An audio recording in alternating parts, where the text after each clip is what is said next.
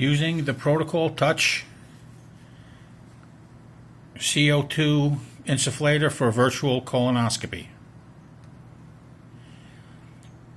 To start up the insufflator, we have a power button on the back of the pump that would have to be flipped on. Also in the back of the pump, a couple of other controls. You have your CO2 input, and you have your CO2 connector connected to the yoke to the CO2 tank, which is presently off. It's closed. It's counterclockwise closed all the way. There's no CO2 running, and the CO2 should always be shut off immediately after any procedure to prevent loss from leakage. After powering up, we have the first message and to access the interface, just hit the back button and we have the interface available and visible. You're hearing an audible warning and you're seeing that the CO2 tank is flashing yellow. That means that the CO2 tank is ostensibly empty or closed.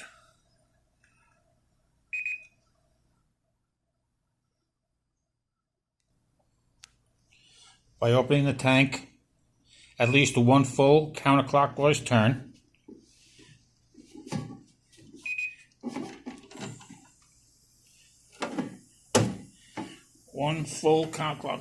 I'll go the turn and a half.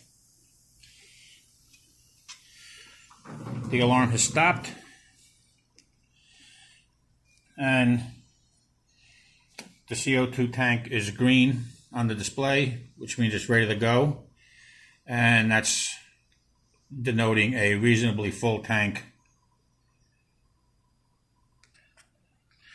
Other features of the control panel: there is a power off button or sleep button, keeping the unit powered up, but pressing the power button will turn off the display and put the display to sleep. You'll see it's on pause. The green light has gone blue. So if the blue light is on, the power is on in the back, but it's in a sleep mode. Pressing the screen will restart the display. It will give you some warnings. And when you're ready to continue, the back button will again open up the interface.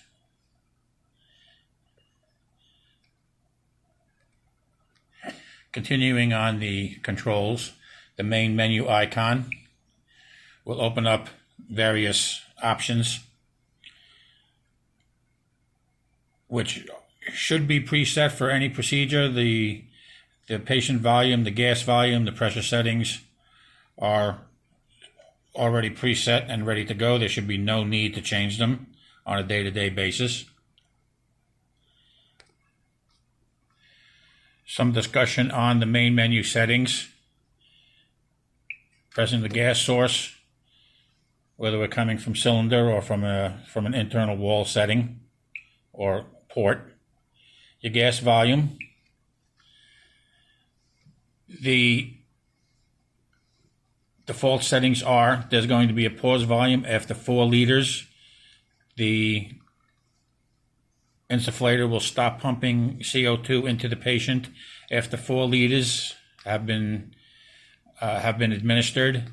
If we need to extend or continue beyond 4 liters, we will have to restart the insufflator to continue, and then at the extension volume will be an additional 2 liters. After the additional 2 liters or 6 liters is administered, we would have to restart the pump again, so that we don't overinflate or injure or cause too much discomfort to the patient. Pressure settings are also preset at installation.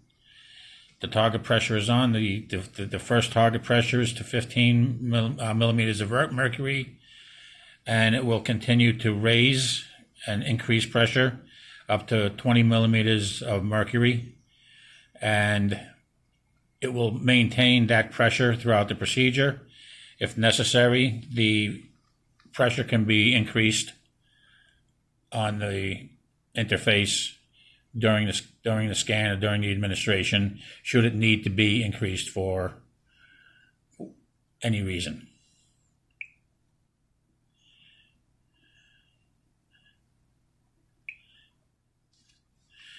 Okay, and when it gets to, it will give you a notice of ready to scan at 3-liter volume.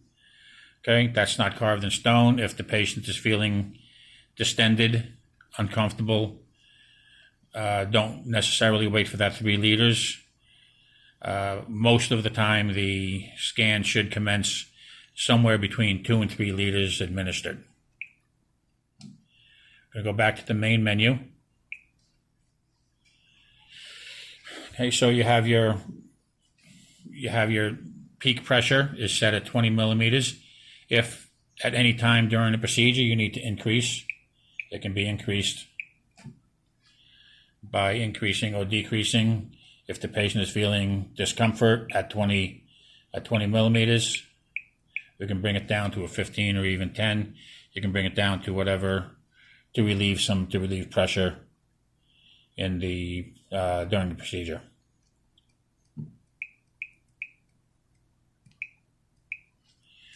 This is the total volume during the procedure, and the reset button will reset any volume reading to 0. The start button will start the procedure. We'll start the process of administering the CO2. Obviously, it's not going to. I don't have a catheter in the port as of yet. We'll discuss that in a minute. Okay, there's a status bar. Flow is off, ready to scan. Okay, and your CO2 is loaded and ready to go. It would be recommended at startup, especially after the machine's been off, to test and make sure that you do have flow. So without any catheter installed on the machine, we can just start. Oops, I guess we can't do that. We're going to back up and we're going to hook a catheter up to it. Discussing the catheters, this is the catheter as ordered through Bracco. Okay, it's for the protocol touch. There are 2 different catheters. We have to make sure that we order the correct reference number, 390309. Okay, that's the proper catheter for this particular unit. The contents of the catheter kit is inclusive of the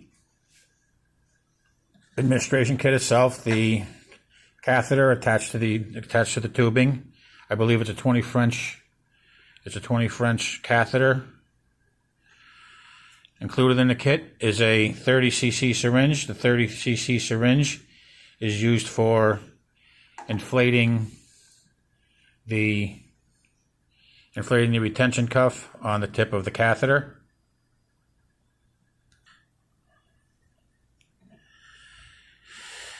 Filling the syringe with air, and after inserting the catheter, administering the air into the retention cuff, and then removing the syringe from the yellow port. We'll keep the air in the retention cuff.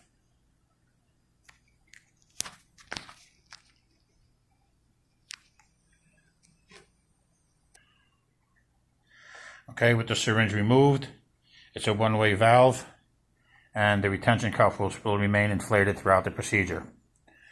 Okay, before inserting the catheter, a dab of lubricating jelly or ultrasonic gel will allow for easier insertion, and there is a mark on the catheter that will indicate a reasonable insertion level into the patient.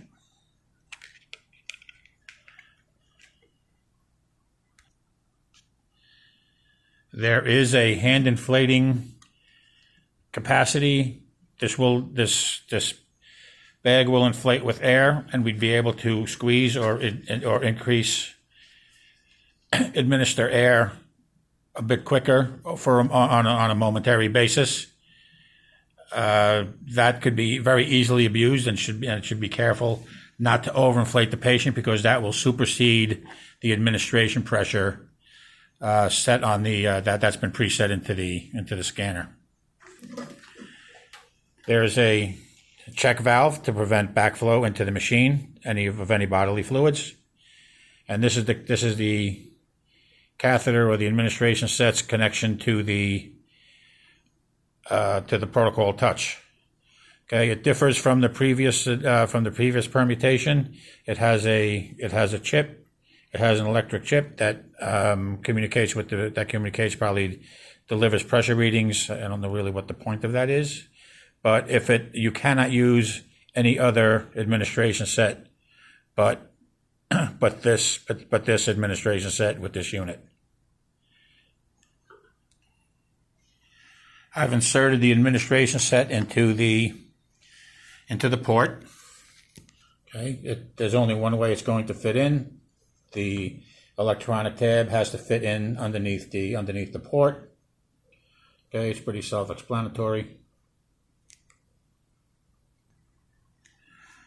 Once the tip is inserted into the patient and everything's ready to go, explain to the patient that they're going to feel gassy and bloated, that they're going to feel some discomfort, to breathe slow and deep, gently through their mouth, and try to think pleasant thoughts.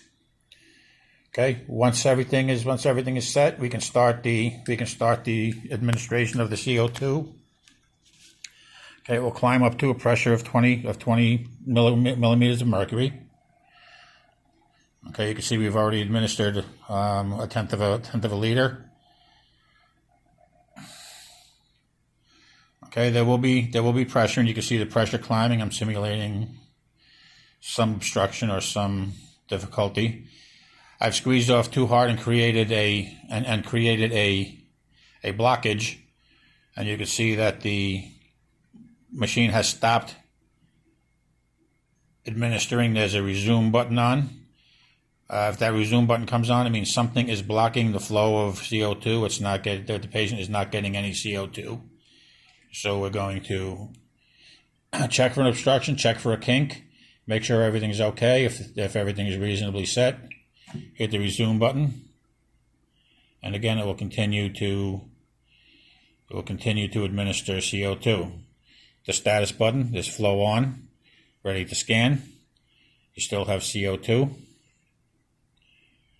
Okay, we're pumping. We're using, going up by tenths of a liter. Okay, and again, during administration, your pressure will rise to approximately 20 millimeters of mercury.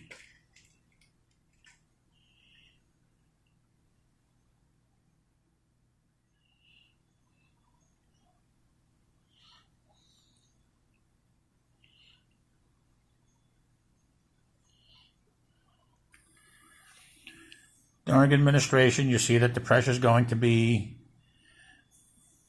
changing, dependent on the patient's positioning.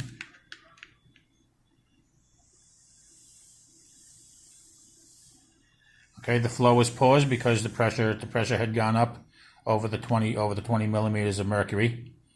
Okay, if the administration pauses, we need to depress the resume button.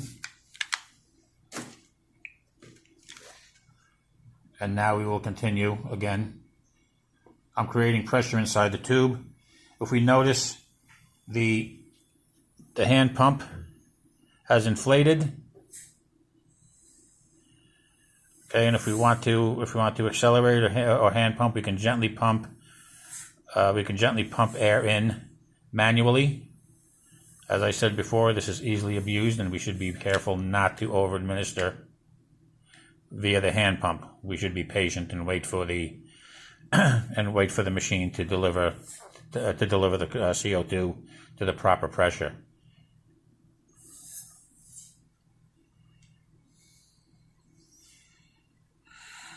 Okay, at 3 liters, it's going to, that's the target volume. That's the ideal time to start. Again, if the patient is feeling bloated or if the patient is feeling discomfort, we could start between 2 and 3 liters. Okay. At 4 liters, the flow will pause. The insufflator has reached the target volume of 4 liters. Okay. If we feel as if we need to continue administering or administer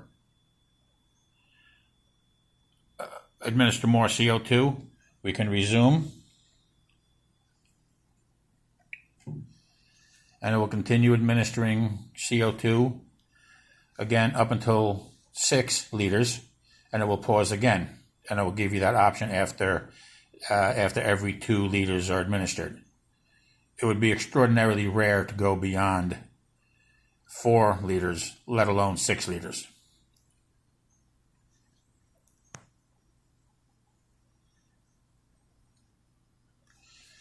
When the procedure is finished, you see again at 6 liters it has paused again. If we needed to continue, we could resume. Okay, if the scan is finished and it's satisfactory and we don't need to administer any more gas, we stop the procedure and we can vent to relieve pressure. Okay, the vent open, that's relieving pressure for the from the tube and from the administration set to hopefully give the patient some relief.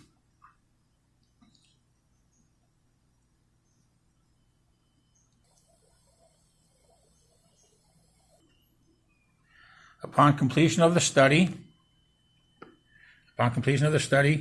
using the syringe, the provided syringe, just draw back and draw the room air out of the retention cuff, and we can remove the catheter without discomfort to the patient.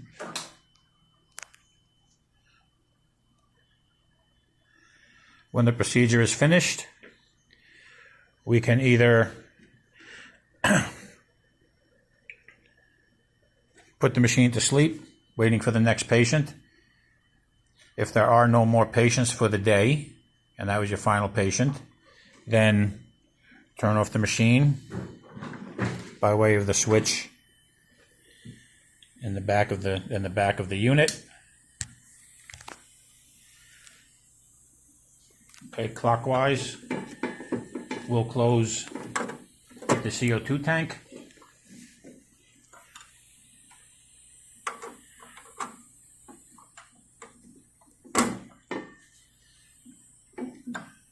Close it snugly.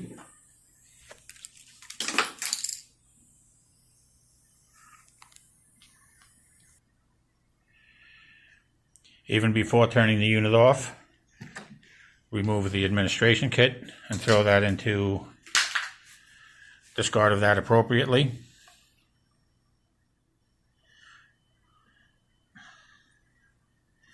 And that concludes this short instructional on how to use the protocol touch. The printed instructions should be with the unit. They should be looked at and read thoroughly before any first attempt to perform a virtual colonoscopy. Good luck.